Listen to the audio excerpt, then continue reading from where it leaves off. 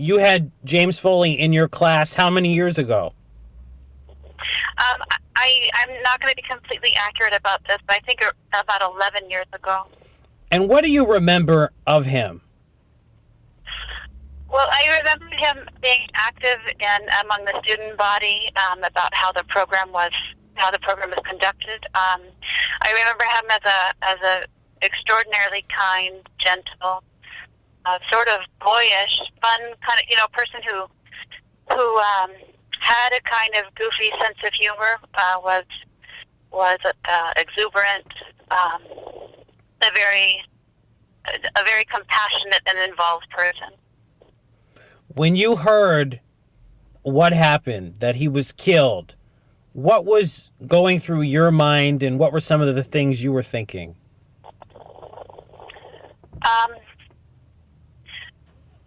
Well, I had known that he was in captivity for a long time, and so his presence kind of came in and out of my mind. He's been on my mind. I had the strange experience a few days ago. I often write on a microcassette of coming across a recording of the letter I had written to his parents when he was in captivity in Libya. So in a weird way, he was very much present to me. In the week that I got the news, I guess it's really beyond comprehension what happened to him, and I am sort of stupefied in just not knowing what to say. It's really beyond comprehension. I am shocked and just deeply saddened. And I know I've heard from a lot of his friends who were in the program, and I think that's just the kind of the devastation of the news is common among them. It's just beyond belief.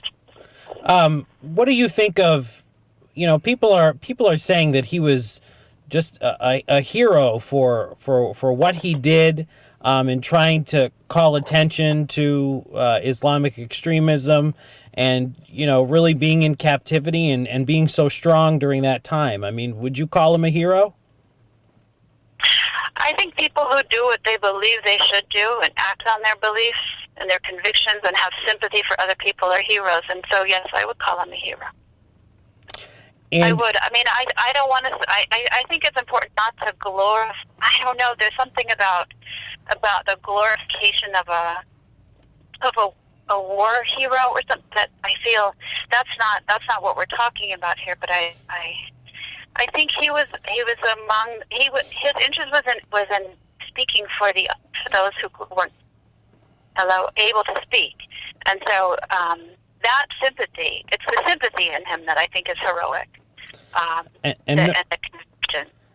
Noy, last question for you. Did you keep in touch with his parents? You said you wrote them a letter. What did you tell them, and if they said anything back to you?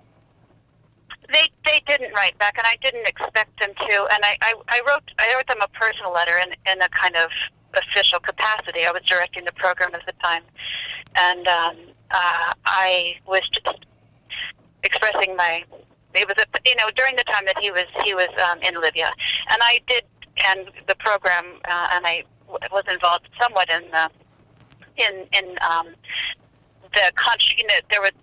there was a program or a project being run to contribute to the effort to get him out of Libya, and so that was something that was disseminated within the program, and so that was the kind of contact I had. I mostly had contact through a dear friend of his from the program, a woman named Shauna Seeley, who I think was working closely with his parents in the effort to get him out of Libya.